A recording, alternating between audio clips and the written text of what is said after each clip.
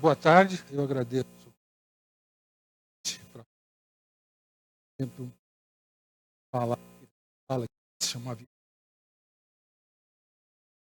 mas é a sala dos colóquios, e eu vou falar para vocês sobre busca por condutores em condições extremas. Então, eu vou ter que explicar todas essas coisas aqui, tá certo? Então, o programa do que eu quero falar está aqui.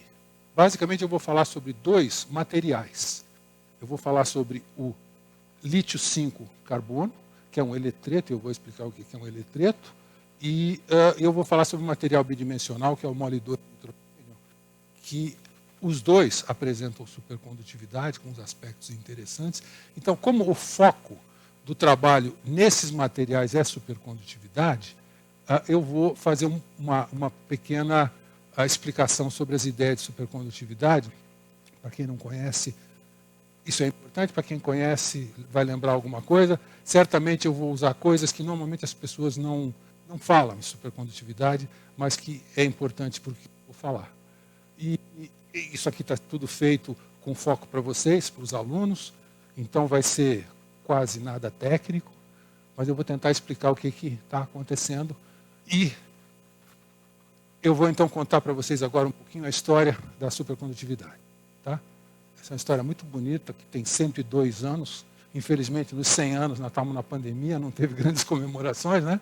Mas nós estamos há 102 anos da descoberta da supercondutividade. Então, o que aconteceu é que em 1908, o Camelin Onnes, na Holanda, ele liquefez o hélio. E com isso ele conseguiu baixar a temperatura até 2 Kelvin. Então isso aí abriu as portas para um novo campo, que é a física de baixas temperaturas. E, bom, ele era amigo do Lord Kelvin, e nessa época todo mundo, os físicos alguns físicos estavam muito preocupados para entender como que, quando você baixasse a temperatura, o que acontecia com o metal. Né? Então, haviam propostas. O Lord Kelvin, que é um cara que quando ele falava, todo mundo ia atrás, ele falou, olha, o que está acontecendo, o que eu acho que está acontecendo, é que se você olhar a resistência de um material metálico, ela vai diminuindo, porque os átomos param de vibrar e aí os elétrons podem andar com mais facilidade.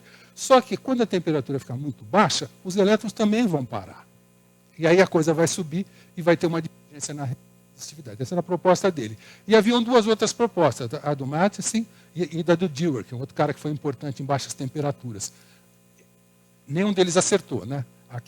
Essa aqui é a proposta que vai melhor, mas ela vai contínua para zero. Então ele fez isso, e aí em 1911, em abril, ele fez um experimento que era, ele queria estudar metais, ele tentou vários metais, ferro, ouro, cobre, todos eles tinham impurezas, a coisa não ia muito bem. Aí ele pegou mercúrio. E aí, com o mercúrio, ele fez um experimento de pegar o mercúrio, como ele ia a 2 Kelvin, mediu a resistência e deu zero. Aí ele falou, isso é uma grande descoberta. Resistividade zero. Só que eles ficaram com medo que isso aí fosse algum erro de medida, que fosse um curto-circuito. Aí eles fizeram essa medida durante várias vezes ao longo desse ano, até o momento que eles ficaram confiantes que não tinha erro nenhum. E aí, em 28 de outubro, eles fizeram o grande experimento, o famoso experimento, que todo mundo conta errado essa história. Todo mundo fala, ele veio aqui, foi baixando a temperatura e aconteceu isso. Não foi isso. Porque aqui em cima ele sabia, em 14 Kelvin, ele sabia que isso aqui era uma reta. Né? E aí, o que ele tinha era um ponto aqui, em 2 Kelvin, né? Que era zero. E aí ele começou a aumentar a temperatura. E ele conta no caderno de laboratório dele que ele foi aumentando a temperatura e nada acontecia. Aí, quando chegou em 4,19, puf, apareceu a transição. Então, aí ele viu a transição. Foi aí que, então, foi descoberta a supercondutividade. Tá? Então, essa é a descoberta da supercondutividade, um efeito fantástico, resistividade zero. E aí, nessa altura do campeonato, todo mundo, os grandes físicos teóricos da época, falaram, vou resolver o problema. Todo mundo saiu trabalhando, ninguém resolveu. Ninguém resolveu porque faltavam ingredientes. Não é só isso que um supercondutor faz. Esses são os trabalhos, né? Então, por isso ele ganhou o prêmio Nobel, principalmente pela liquefação do hélio e pelos trabalhos de baixas temperaturas e descoberta da supercondutividade. Aí, o próximo ingrediente muito importante é o efeito Meissner. Meissner e Rosenfeld, o que eles fizeram foi perceber que quando você tem um supercondutor, um material que é supercondutor, você está acima de TC, e você põe um campo magnético, o campo magnético penetra. E aí, se você baixa a temperatura abaixo de TC, o campo magnético é expulso. Então, você tem um efeito fantástico, que era a resistitividade zero, agora você tem a exclusão do fluxo magnético. É um diamagneto perfeito. E aí eles mostraram a curva, e aí essa curva, então, ela mostra a região do supercondutor e a região do estado normal, né? Aqui é a temperatura crítica. Então, esse experimento aqui foi muito importante, porque esse aqui é o segundo ponto muito importante. Aí, rapidamente, em 1935, os irmãos London fizeram uma teoria usando o eletromagnetismo, onde eles mostraram que você tem o campo eletromagnético vindo aqui, constante, e aí quando chega no material, e ele decai dessa lei. Tá? E aí eles definiram uma grandeza, que é o comprimento de penetração. Quanto o campo consegue entrar? Ele não entra muito. Né? Então isso aqui, esse resultado aqui, é um resultado muito importante, porque o que está acontecendo aqui, do ponto de vista fundamental, é que você tem aqui, a radiação eletromagnética é feita por fótons, né? E os fótons são bósons de massa zero. Aí esses fótons vêm chegando aqui, quando eles chegam aqui, eles sofrem um efeito, uma quebra de simetria, e o que acontece é que eles ganham massa e eles amortecem aqui. Então isso aqui, no fundo, é o precursor do que mais tarde vem a se chamar o mecanismo de Anderson-Higgs para a criação de massa em partículas elementares. Tá? Sobre isso aqui ao quadrado é a massa que foi criada do bóson sem massa, que era o fóton. Tá?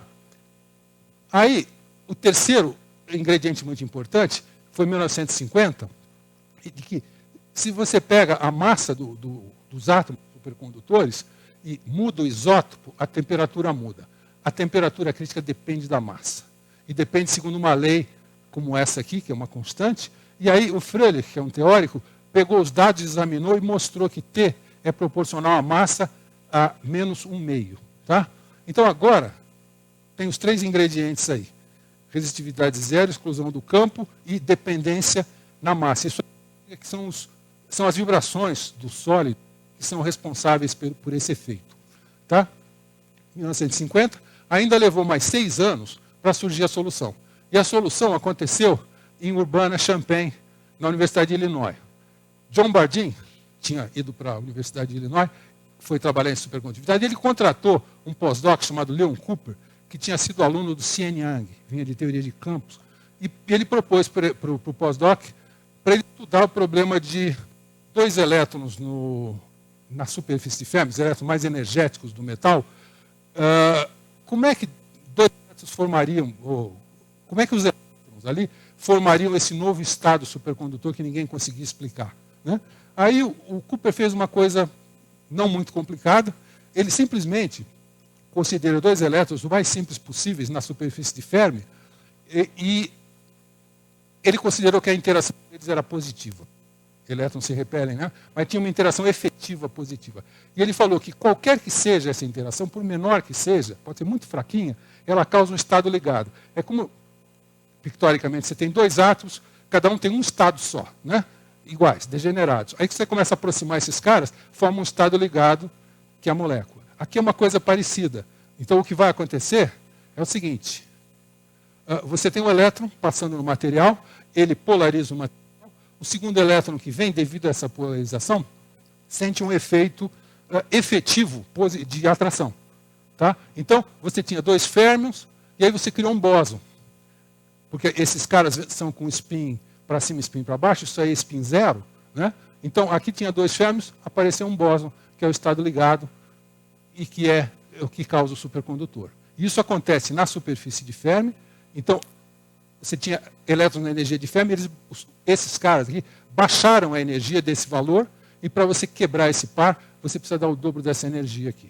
Se você olha na densidade de estados, isso é a densidade de estados dos elétrons simples que ele usou, que vinha até aqui. O estado supercondutor trouxe alguns estados aqui para baixo, porque formou. Tá? Aí, em seguida, o Bob Schrieffer entra na história, ele é aluno de doutoramento, E ele conta, o Pines contou essa história aqui. Pines é eles lá de Urbana-Champaign, o David Pines. O David Pines contou para a gente que ele disse que ele estava no metrô em Nova York e ele teve a ideia da função de onda. Ele achou que ele sabia a função de onda. Ele escreveu a função de onda, chegou lá, com essa função de onda eles fizeram tudo o que tinha que fazer, publicaram no Physical Review Letters, explicando que essa função de onda tinha a ver com a interação elétron-fônon, continuando a interação uma constante. E que eles começaram a explicar umas coisas, primeiro numa letter, que é uma informação meio rápida, e depois, aquilo foi abril, aqui em dezembro, eles escreveram um artigo de 30 páginas, que tudo o que precisava fazer, eles fizeram. Tá? E aí, por conta disso, antes disso, então veja, os marcos experimentais são esses, na timeline aqui, e os marcos teóricos são a teoria de Lono, a teoria de Ginzburg-Landau, que eu não vou poder falar agora, o par de Cooper e a teoria BCS. Supercondutividade está resolvida. Tá? E a supercondutividade mostrou algumas coisas interessantes. Aquele gap, essa energia do estado ligado, ela tem esse comportamento. A temperatura crítica, no modelo deles, tem esse comportamento. Se divide um pelo outro, isso é um número. Então isso aí é uma assinatura de supercondutores de interação muito fraca. Tá? E o que vai acontecer é que logo em seguida vai ter um monte de supercondutores que não satisfazem a isso. E aqui tinha essa solução. Bom, depois eles ganharam o prêmio Nobel em 72, mas então, depois que isso aí surgiu, todo mundo ficou falando, bom, tá ótimo, supercondutividade foi resolvida, mas como é que a gente vai além da formulação do modelo? Quer dizer, que é o efeito BCS, formação de par de Cooper? Agora, como é que você vai além disso? Como é que você faz alguma coisa a mais? Aí acontece que a escola russa de física, a escola do Landau, eles trabalhavam com funções de Green, teoria de muitos corpos, e quando o grande problema da supercondutividade é que ninguém tinha entendido que você tinha que fazer um problema que não conservava o número de partículas. Quando você cria os pares, você não está conservando o número de partículas. E conservar o número de partículas é uma coisa que sempre os físicos querem fazer. Quando eles perceberam que era esse o problema, em 2 meses, o Gorkov reproduziu todos os resultados usando teoria de função de Green, mostrou que aquela teoria que eu não falei, de Ginzburg-Landau e a teoria BCS, são equivalentes num certo intervalo, e mostrou que você podia generalizar isso para ligas desordenadas. Então, ele abriu o caminho de como que você ia trabalhar na supercondutividade, seguindo coisas além do que foi feito pelo trio BCS. E a coisa mais importante que nós vamos precisar aqui, para o seminário de hoje, é que o Migdal e o Eliasberg fizeram uma teoria onde eles saíram da história do acoplamento fraco. Eles fizeram uma teoria que trata o supercondutor para qualquer intensidade do acoplamento. Isso é muito importante porque descobre-se depois que os supercondutores de mais alta temperatura, a interação é mais forte. E aí a teoria, como feita por BCS, não funciona. O mecanismo é esse, mas não funciona. E aí, isso aqui era uma beleza, essa teoria aqui é linda, e minha caneta parou. E as equações de Eliasberg, então, te dão o gap em função da temperatura, tudo. Só que nessa época não tinha tecnologia do ponto de vista da física, né? de metodologias, para resolver isso aqui. Você não conseguia resolver os elétrons muito bem, você não conseguia resolver os fônons, achar espectro de fônons, calcular espectro de fônons. O pessoal já media espectro de fônons, mas não conseguia calcular. Então, o que aconteceu é que o Macmillan fez uma fórmula fenomenológica, usando os parâmetros que vem nessa teoria, aqui, e, eu acho que eu vou ter que apontar aqui, e aí ele produziu uma fórmula para temperatura crítica. Aí o Allen e Dines, em 75, melhoraram essa fórmula. Então, o que se tinha, como não tinha uma maneira sofisticada de fazer estrutura eletrônica e fônons, isso aqui era o que se tinha para fazer, e você conseguia estimar as temperaturas, mas não conseguia prever. Né? Aí o que acontece agora... Esse outro apontador? Ah, tá ótimo, obrigado. Então, veja só. Aí, agora, né, como a teoria do funcionamento de densidade, a maneira de tratar a estrutura eletrônica, evoluiu a um ponto que você consegue fazer previsões, então isso acoplado à teoria anisotrópica do Eliasberg, você consegue resolver isso no computador e prever novos supercondutores, como eu vou mostrar para vocês. Tá? Então, a junção disso com isso aqui vai ser o que nós vamos fazer. Para vocês terem uma ideia, o parâmetro da interação elétron-fônon, que é constante na teoria de BCS, aqui, esse lambda aqui, ele depende de todo o espectro de fônons em função da frequência e da matriz da interação elétron-fônon também para todas as frequências. Então, aí você tem que ter uma maneira de calcular essas coisas muito bem. Fônons não se conseguia calcular naquela época. Aquelas coisas que o Macmillan fez, ele fez usando um espectro experimental de fônons. Tá, e aí você tem TC depende disso, e aí existe uma melhora no TC quando você vai para Alan Dines, que tem essas fórmulas aqui que vão estar na próxima. Eu vou pular porque não importa, tudo depende desse lambda. Muito bem. Então, como eu falei para vocês, hoje, a estrutura eletrônica de sólidos ela evoluiu a um ponto que você consegue fazer previsões e ela acoplada com métodos de busca de novas estruturas, uma coisa fantástica que você consegue fazer. E esse artigo aqui, o Marzari é uma das estrelas desse assunto, um italiano muito bom, jovem.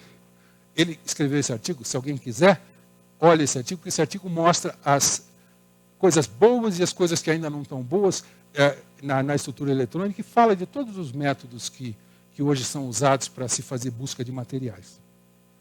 Muito bem, eu só vou aqui nessa... Isso aqui são vários exemplos de coisas que funcionaram, mas eu só vou falar esse aqui.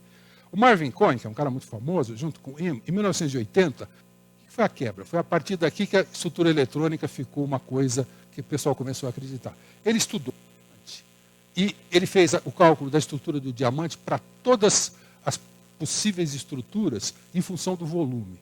E aí, para o volume correto, claro que dá diamante, que é o que tinha que dar. Mas aí ele teve uma outra coisa interessante. A próxima estrutura, se você pressionar o material, diminuir o volume, você tem essa estrutura aqui, beta-tin. E aí, isso aqui foi uma proposta teórica. Aí o pessoal foi lá no laboratório, fez o experimento, estava lá. Isso aí deu credibilidade à teoria dos pseudopotenciais, que é uma das maneiras como se trata a estrutura eletrônica hoje. Tá? Então, hoje, a gente pode fazer supercondutividade acoplada à teoria moderna de estrutura eletrônica. Tá? E já que eu estou falando de review, esse review também aqui é muito interessante, esse review que saiu em junho, bem recente. É do Warren Pickett. Warren Pickett é um pesquisador que é especialista em estrutura eletrônica e é um especialista em supercondutividade. Então, nesse artigo aqui, não só ele conta a história da supercondutividade, mas essas coisas que eu contei para vocês, ele conta lá e tal, e ele vai para os supercondutores mais atuais agora, lântano H10, e discute essas coisas, explica, fala da previsibilidade. É muito bom esse artigo. Então, quem quiser aprender alguma coisa sobre isso aí, tem esse artigo também. Então, olha, a timeline das temperaturas críticas. Tudo começou aqui com Mercúrio, e aí toda essa linha aqui, ó, toda essa linha é certamente supercondutor PS. Tá? Aí existem os supercondutores de alta temperatura, que ninguém sabe explicar por que eles são supercondutores. Existem os de ferro, existem os heavy thermal, tem muita coisa aqui.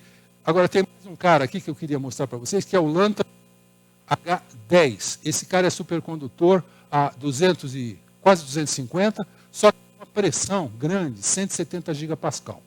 Tá?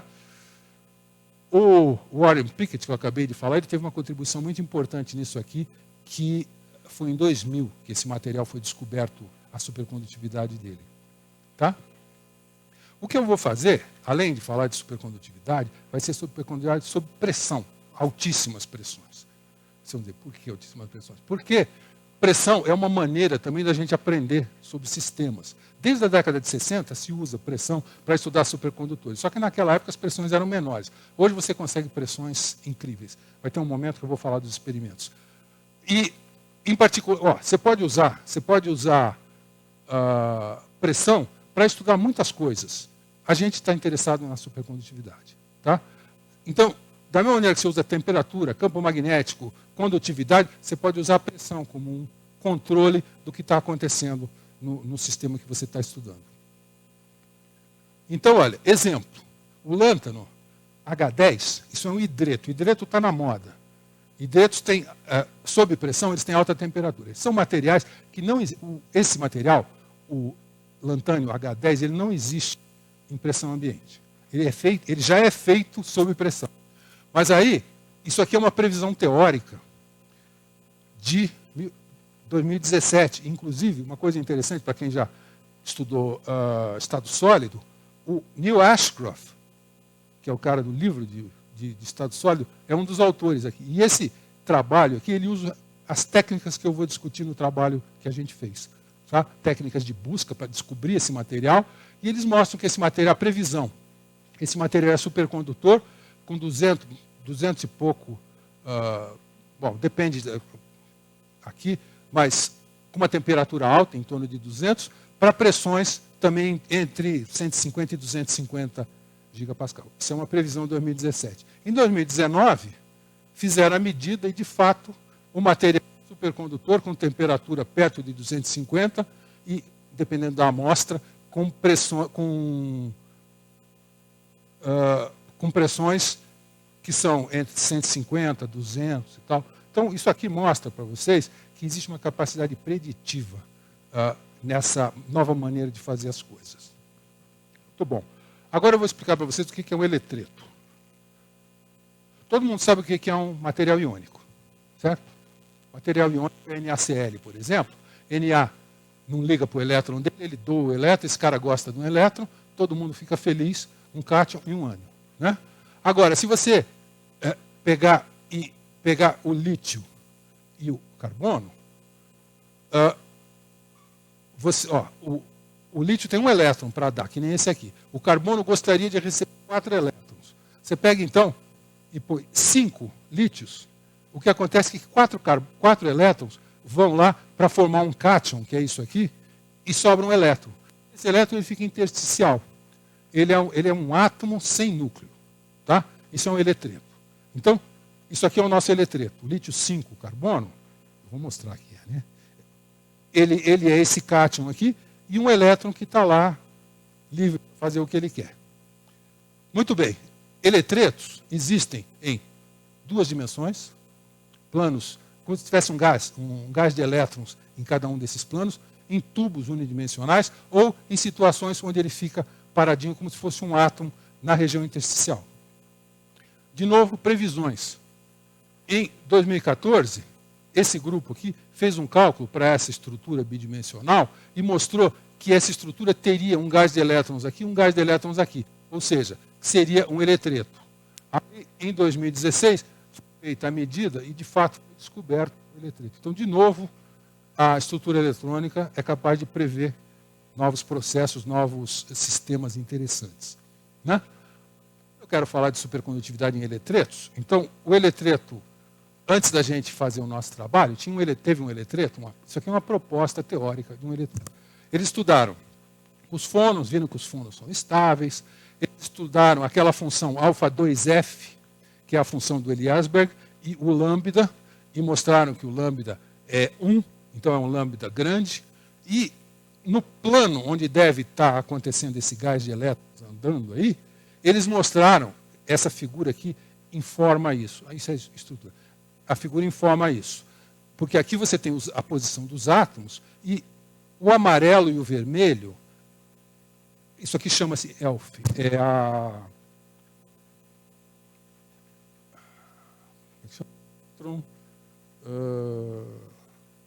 o nome em português faltou agora, eu já falo.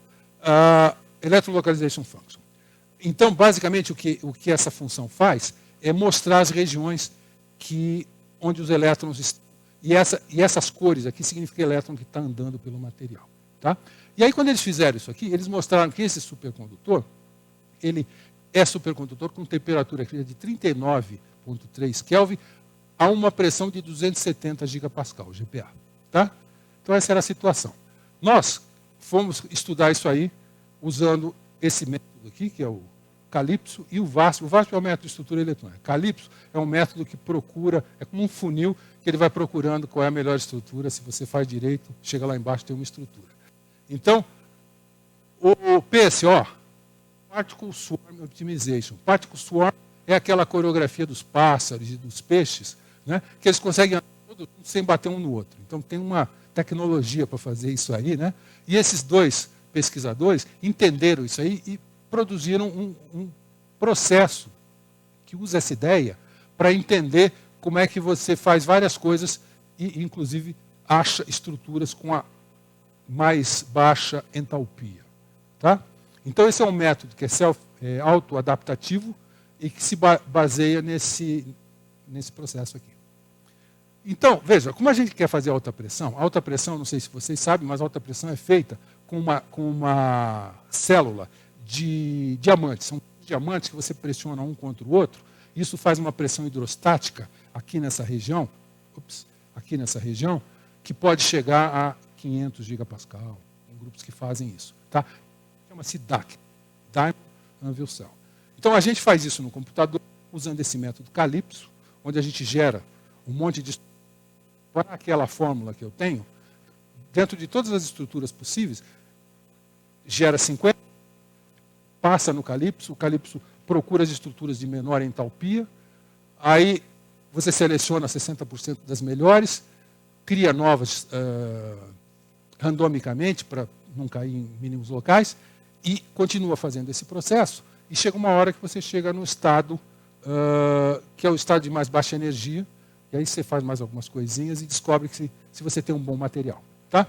E isso é feito usando o Calypso, o VASP. Aí a gente achou a estrutura, a gente usa Dense Functional Perturbation Theory, que é uma maneira de tratar fônons, e com isso a gente calcula o lambda, calcula a TC, e é isso que eu vou mostrar para vocês. Então a estrutura do que a gente faz é isso. Primeiro você tem uma pesquisa de estruturas. O método Calypso, e calculado a estrutura a cada passo com esse método aqui, ele acaba dando a melhor estrutura. Aí você pega essa estrutura, faz dinâmica molecular, primeiros princípios, para ver se está tudo estável, os fônons, se tudo positivo, se tiver fônon positivo, a coisa é instável. Tá? Das estruturas que nós conseguimos, 5 estruturas, uma só que satisfez tudo isso aqui, que é a que eu vou mostrar para vocês. Aí, uma vez que você tenha isso, você tem elétrons, você tem fônons, o material é estável, aí você calcula o elétron-fônon e calcula a temperatura crítica. Tá? Então, a gente vai fazer isso para o lítio 5 carbono e a gente vai mostrar que estrutura a gente tem. Isso é um spoiler, né? Eu vou mostrar que a gente achou um condutor com 48,3 Kelvin em 210 gigapascal. Mas antes disso, vamos lá. O material que a gente obteve é um material que é hexagonal. Você olha ele por cima, ele é assim. Você olha ele assim, você tem planos de carbono, aí você tem um plano de lítio, outro plano de lítio, outro plano de lítio. Esses dois são diferentes. Esse está no meio de 2. Esse plano aqui é o plano que interessa para a gente. É aqui nesse plano que o tal do eletreto vive. Né? Então, o que acontece é, se você fizer aquele a Electron Localization Function, desse material, agora em 50 gigapascal, esse material ele não existe na pressão ambiente. Ele só existe acima de 40 e poucos. Em 50 gigapascal ele já existe. Até 210 ele existe. Depois ele também não existe mais. Já vou mostrar isso aí. Mas então, olha, se eu olho no plano do bônus, eu tenho essa estrutura aqui. Esse plano perpendicular, eu tenho essa estrutura. E você tem esses tubinhos aqui, são os tubinhos que estão saindo deste plano, que é o plano 1B. Tá? Que tem essa estrutura aqui, e isso aqui são aqueles caminhos que eu falei para você dos elétrons intersticiais. Então esse material é o eletreto, e o eletreto está nesse plano. Então, veja, aqui, de novo, eu estou mostrando isso para vocês, isso aqui é o caminho. Se você olha a diferença de densidade de carga, outra maneira de olhar aonde os elétrons estão, você tem essa cor vermelha aqui, que mostra que existem todos esses canais para esses elétrons andarem. Então, se você faz uma isosuperfície, você tem esse network aqui para isso e esse network para isso. Como é que a gente mostra que isso aí realmente é um eletreto? Bom, você vai fazer o seguinte, eu tiro na fórmula, eu tiro um elétron por fórmula e faço a conta de novo. Um material fictício, mas vamos lá. Eu faço isso. O que aconteceu? Aqueles dois planos que eu mostrei para vocês praticamente não mudam, mas o plano do eletreto, ele perde o gás de elétrons que estava aqui. Tá? Então isso é o eletreto. Aqui também, o que tinha aqui dos elétrons andando some. Tá? Para a gente acabar fato com essa dúvida, o que foi feito também é pegar e fazer uma conta de integral de densidade de estados. Ver onde estão os elétrons, desde o elétron mais energético até um elétron-volt abaixo. Integrar isso aí. Quando você faz isso e olha a isosuperfície, você tem esse network aqui, tá? Que corresponde no corte a essa região aqui, o eletreto. Aí você tira um elétron, faz de novo a conta e o tubo sumiu. Tá? Então os elétrons que fazem o eletreto, eles são os elétrons que estão perto da energia de Fermi. Então eles são importantes para a supercondutividade. Já que os elétrons funcionaram bem, a gente precisa olhar os fônons, porque se os fônons forem negativos, o material é instável. Aí a gente foi em 40 até 230 gigapascal e fez os fônons. E o que a gente descobriu? A gente descobriu que aqui, ó, em 40, o material é instável, em 230 ele é estável. Mas no resto das pressões, ele é estável. E esse cara aqui é o topo é o resultado mais importante, mas ele é estável em todo esse intervalo, e a temperatura crítica vai subindo. A gente olha a estrutura de bandas desse material, e se você olhar essas bandas que eu pintei com cores, a superfície de Fermi da banda azul é essa, da banda verde é essa, da banda vermelha é essa, então tudo junto tem essa superfície de Fermi. Materiais que têm essa superfície de Fermi quase paralelas são propícios para supercondutividade, porque o espalhamento entre essas folhas é alto. Eu falei do MgB2 para vocês, o MgB2 tem um tubo que é com a mesma cara do tubo que a gente tem do lítio. Ó, exatamente a mesma coisa, e aqui é um pouquinho diferente. Então, existem similaridades entre esses dois materiais. Bom, então, tendo tudo isso, a gente vai calcular a interação elétron-fônon, que é aquele 2αF, que são essas estruturas aqui, que é quase como uma densidade de estados mais sofisticada, né? E a gente vai de 50 GPa, 100, 150, 200, e a gente calcula o TC. Ó, ele vai de 14 para 21, para 32, para 45, e o lambda vai de 6 até 1,6. Ou seja, é sempre interação forte, né? E, então, o mais interessante é em 210. Em 210, o lambda é 1,2. Eu estou com pressão, então, 210 GPa. E a temperatura crítica de Alpha, que é o melhor cálculo, dá 48,3 Kelvin. Tá? Essa é uma temperatura, é a maior temperatura para um eletreto. A história dos eletretos, nesse século, foram esses aqui. Ó. Esses aqui são experimentos, isso aqui são simulações que propõem materiais. Ó, tem material que tem temperatura abaixo de 10, mas precisa 500 gigapascal para ser supercondutor. E esse aqui era o cara que eu mostrei para vocês, que era a temperatura mais alta. Nós colocamos um ponto nesse gráfico a 9 graus a mais e menos 60 GPa. Tá certo? Então, esse é o trabalho. Ele teve esse destaque aqui. E nós ficamos contentes com esse trabalho, né? E aí vocês podem pensar o seguinte: será que alguém vai achar esse material? Aí foi uma grande surpresa. A gente já tinha feito esse trabalho e eu estava aqui nessa sala assistindo um seminário do Harry Festival, diretor do LNLS, diretor do Sirius, né? E ele veio falar do Sirius, que é essa coisa maravilhosa que vocês sabem, né? Vocês já ouviram falar.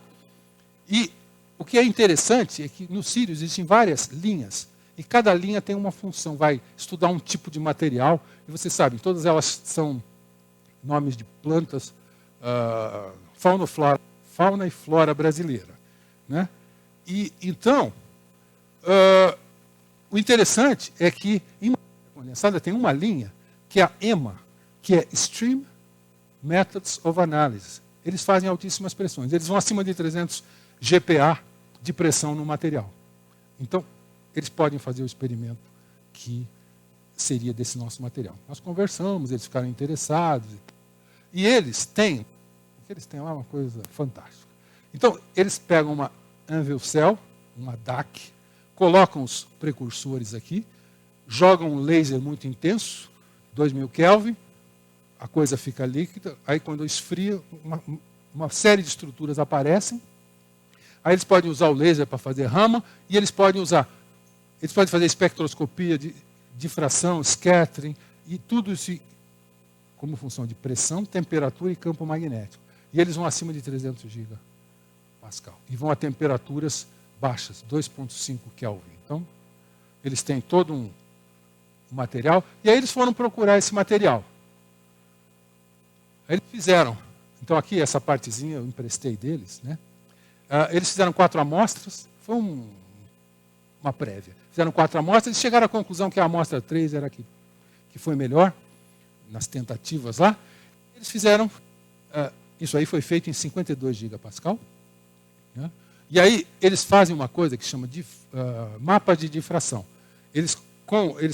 A coisa é tão sofisticada que eles conseguem fazer a difração de regiões pequenas do material e fazer um mapa de que estruturas existem.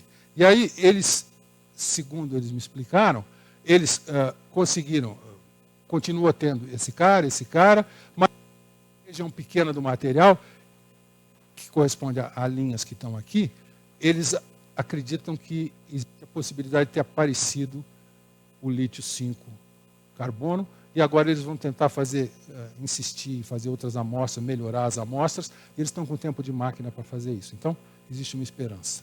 Tá? Então, essa é a história do lítio 5.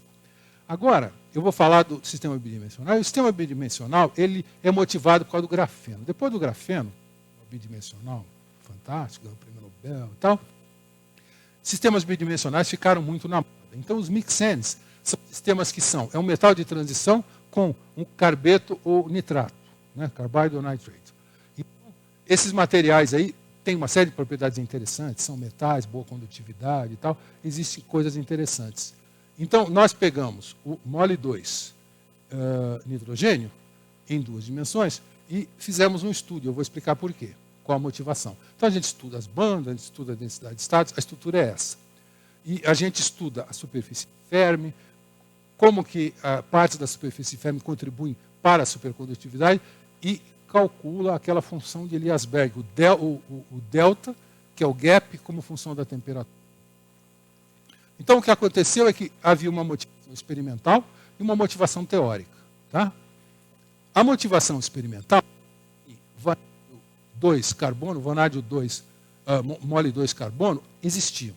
Só nitrogênio aqui, eles não tinham conseguido. Mas em 2017, esse grupo conseguiu fazer o seguinte: eles colocam NH3 no mole, vamos concentrar no mole 2 carbono, e o que acontece é que nesse processo que chama ammoniation, o carbono é trocado pelo nitrogênio.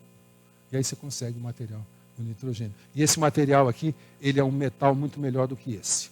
Tá?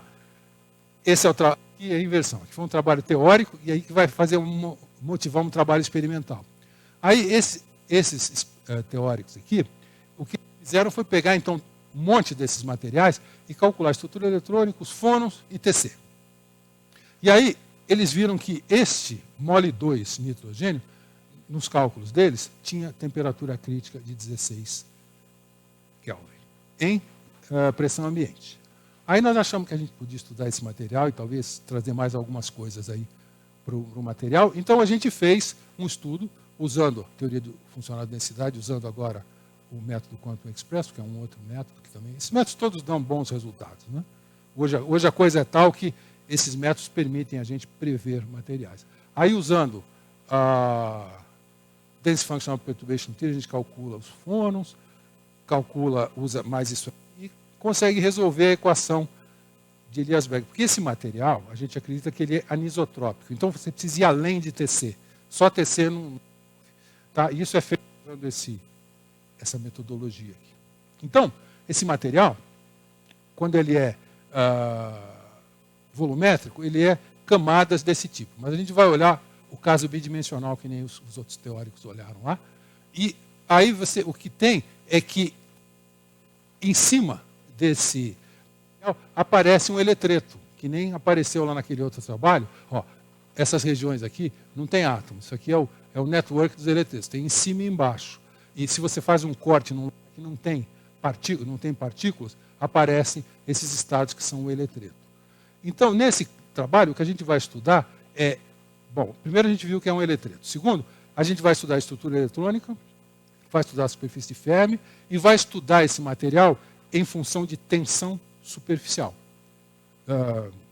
Tensão, strain. Né? A gente vai esticar o material.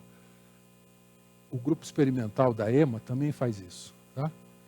Então, isso aqui é a densidade, isso aqui é a superfície de Fermi desse material bidimensional, e essas cores aqui têm a ver com a supercondutividade. Mais vermelho é uma contribuição maior para a supercondutividade, como eu vou mostrar o negócio daqui um pouco para você. Então, olha, aqui eu tenho aquela mesma história, aqui eu tenho as isosuperfícies, que isso aqui não é um átomo, né? Isso aqui é um átomo sem núcleo. E aqui é sem isso, só o corte. Quando a gente olha os estados eletrônicos desse material, a gente descobre que mole tem uma boa contribuição, mas 30% disso são os que estão intersticiais. A 30% da supercondutividade tem a ver com o fato de que o material é um eletreto. Eletreto bidimensional chama eletreno. Tá? Então, estamos bem. Então, veja, a gente estudou a estrutura eletrônica desse material em função do estiramento. Ops.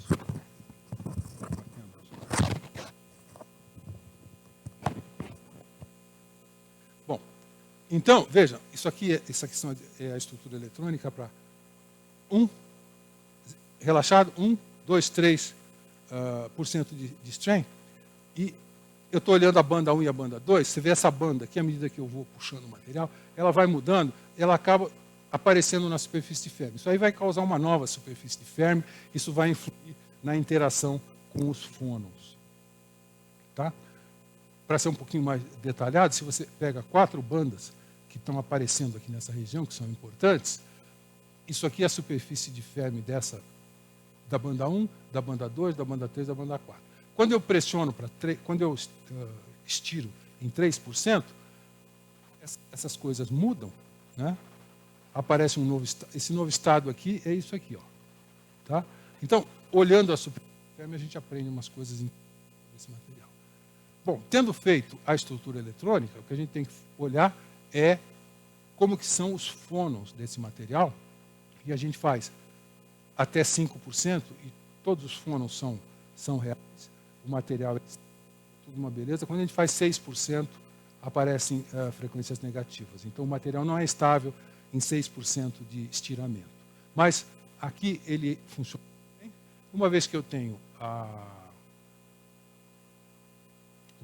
os elétrons e os fônons, então a ideia agora é usar isso aí para estudar a supercondutividade e, a caminho de chegar nos resultados lá que eu quero, aqui a gente mostra como é que se comporta aquele lambda que vai entrar no TC, mas, e nesse caso aqui a gente mostra o seguinte, veja, à medida que eu faço o estiramento, esse lambda, a interação, ela diminui e depois ela aumenta. Então, o fato de que aqui vai dar uma temperatura, porque diminui o acoplamento, a temperatura vai baixar, você pode pensar nisso aí até em termos de fazer dispositivo, né? Você estira, desliga, liga, dá para pensar isso aí.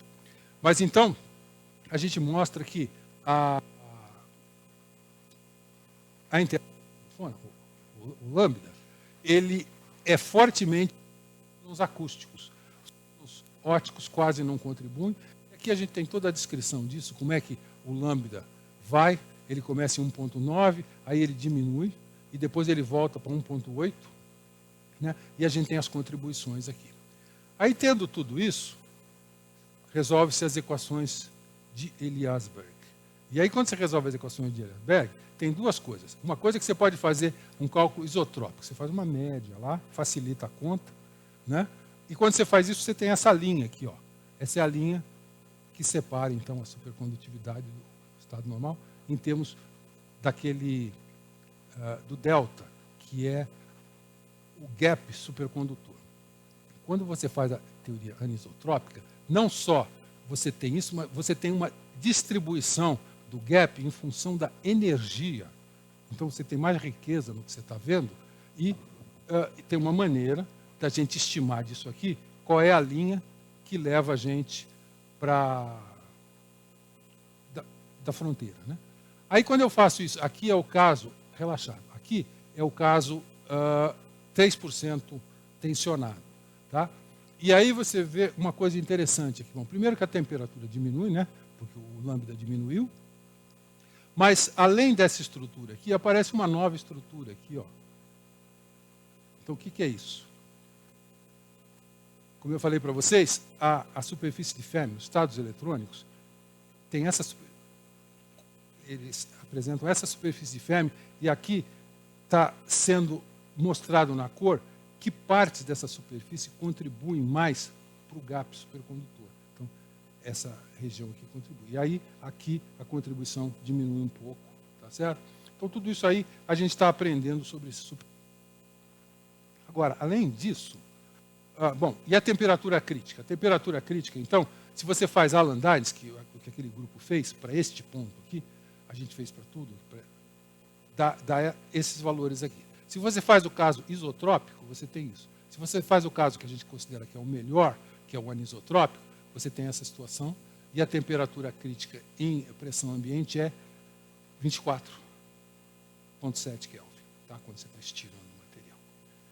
Aí tem mais uma coisa interessante, que é o seguinte: quando você estuda a supercondutividade, uma coisa que normalmente se faz, isso aí é uma coisa que é possível medir, é como é que é a densidade de estados do estado supercondutor perto da energia de Fermi. Como tem o gap, né? Então aqui ele é zero, e o gap ele é 6 mil-eletronvolts para um lado da energia de Fermi e para o outro da energia de Fermi, e tem essa coisinha aqui que está lá no meio daquela distribuição de energia. Agora, no caso de 3%, você tem o gap diminui, ele vai para em torno de 5, mas aparece uma outra coisa aqui, que no fundo é um novo gap. Tá? Então esse material ele tem multigaps, ele tem mais de um gap. Então vejam, se você olha isso aqui e volta naquela figura que eu falei, isso que está aqui, essa nova estrutura que aparece aqui, corresponde a isso aqui, que é o segundo gap. Então esse material tem 2 gaps. Tá? Então a gente também pôde aprender isso aí, que é interessante. Tem vários materiais agora aqui. O MGB2 foi, acho que, o primeiro que tinha 2 gaps. Isso aí foi uma das grandes contribuições do Warren Pickett, entender isso aí. Então, essa é a temperatura crítica melhor que a gente obteve, tá certo? Então, com isso... então, olha, como eu falei para vocês, no primeiro trabalho a gente colocou um ponto ali, no segundo trabalho a gente colocou um ponto aqui.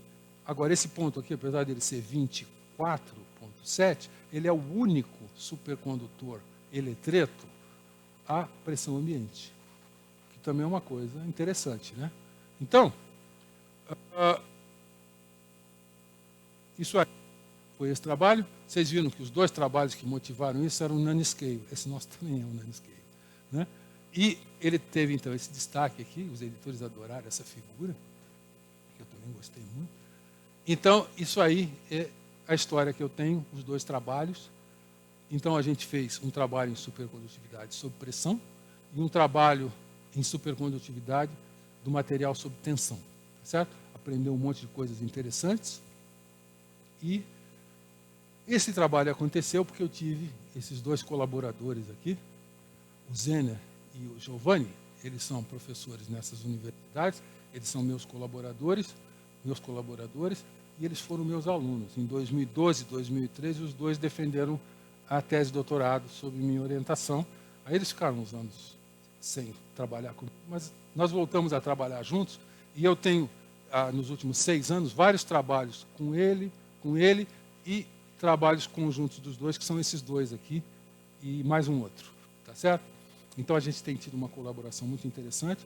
Eu fiquei muito feliz de fazer esses trabalhos, e tudo isso aí pôde acontecer porque a gente teve apoio FAPESP, a gente teve um projeto FAPESP agora, e com esse projeto, projeto FAPESP, dinheiro do FAEPEC, CNPq, CAPES, eu tenho uma colaboração com esse centro em São Carlos, CDMF, que também ajuda a gente em algumas coisas, e para fazer todas essas coisas a gente precisa de computadores. Os computadores do IFGW foram no nosso projeto com dinheiro FAPESP. A gente usou também o Santos Dumont, do Rio de Janeiro, para alguma parte do trabalho, e a gente usa muito o Senapad. E o segundo trabalho, o trabalho do Mole, ele aconteceu quando esta máquina chegou, a máquina Ada Lovelace.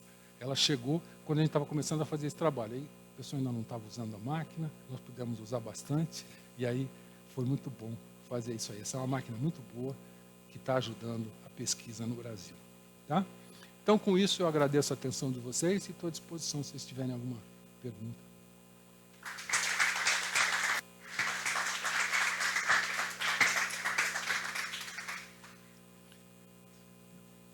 Conseguir no tempo. Obrigada pelo seminário super didático. Perguntas, comentários? Uma coisa que talvez eu não tenha entendido, tu falou que alguns das contribuições, esses elétrons são itinerantes. Isso. Mas, ao mesmo tempo, eles são bem localizados. Isso, não, aquele fator, até exponencial, tu falou, eles são muito bem localizados. Como é que essa itinerância deles ajuda a fazer que... Não, o que eu disse é que eles podem, dependendo do material, eles podem ser localizados. Naquela figura que eu mostrei para vocês, tinha um material em que ele forma um plano, ele forma um gás de elétrons bidimensional. Tem um outro material que ele forma tubos unidimensionais.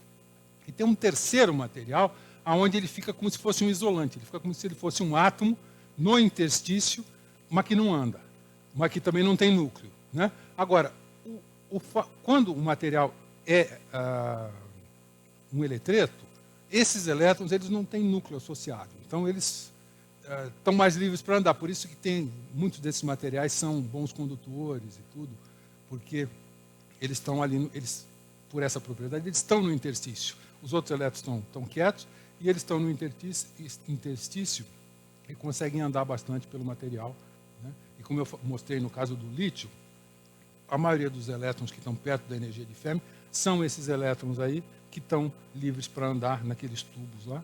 Então, isso aí ajuda. Mais perguntas? Tem uma pergunta.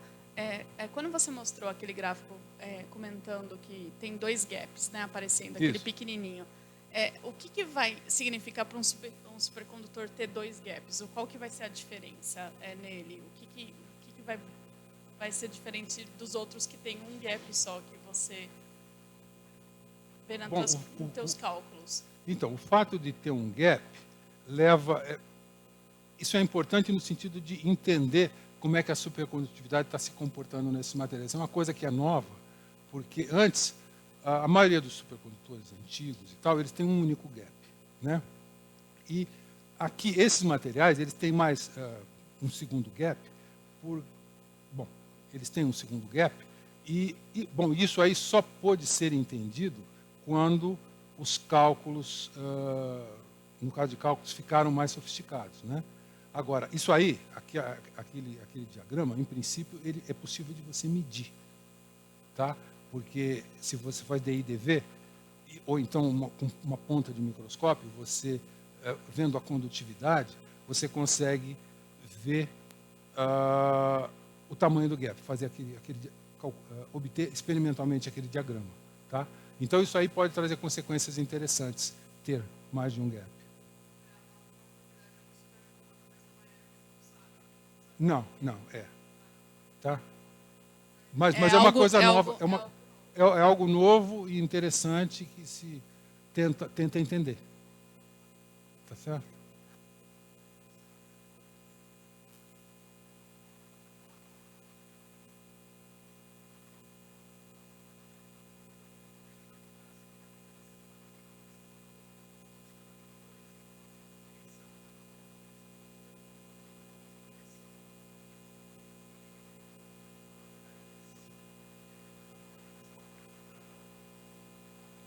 Então, o problema, bom, veja, uma coisa, o pessoal sempre fala isso, olha, é legal que o pessoal está conseguindo supercondutores com altas temperaturas críticas, mas sobre altas pressões. Então, fazer alta pressão é uma coisa que pode ser complicada. É complicada, né? Existem vários grupos no mundo que fazem, esse grupo que está a 5 quilômetros daqui faz isso muito bem, mas isso é um complicante. Então, todo mundo gostaria de conseguir materiais que são supercondutores com muito alta temperatura, mas que não precisem muita pressão. Agora, a ideia é conseguir supercondutores com a mais alta temperatura possível. Se você consegue a temperatura alta, talvez valha a pena você manter ele sob pressão, talvez seja mais fácil manter ele sob pressão, do que ficar refrigerando com hélio o tempo todo. Entendeu? Essa é uma. é que os materiais bidimensionais não dá para você pressionar, né? Mas então você pode estirar eles. E aí você aprende alguma coisa. A ideia é essa. Quando você usa pressão, é como você usar, de uma certa maneira, temperatura, campo magnético. Você aprende alguma coisa sobre o material desse jeito. Inclusive, essa história de pressão ficou muito famosa porque o Ashcroft, de fato, ele propôs há um tempo atrás que se você pegasse hidrogênio e pressionasse bastante, 400 gigapascal, ele ficaria metálico e supercondutor. Tá? Então é por isso que muita gente estuda esses materiais com hidrogênio. O lântano hidrogênio 10 é um desses materiais, porque a ideia é que nesses materiais o material está pressionando o hidrogênio. É pressão química, né? Então, veja, se você consegue fazer pressão química no material, aí você não precisa da pressão, né? Para ter a supercondutividade, né? Porque acredita-se que o hidrogênio seja um material que possa, por ele ser leve e tal, ele possa ser importante na supercondutividade. Mas até agora não se chegou na supercondutividade do hidrogênio. Tá? E, por exemplo, aquele negócio que eu falei, quando você estira o material, você aprende como é que a supercondutividade muda. Né? Eventualmente, se essa temperatura for alta, você pode usar isso aí como um dispositivo de liga, desliga, puxando ele. Né? Tá certo? Talvez não seja tecnologicamente tão assim, mas é uma ideia, né? Tá? Então é isso.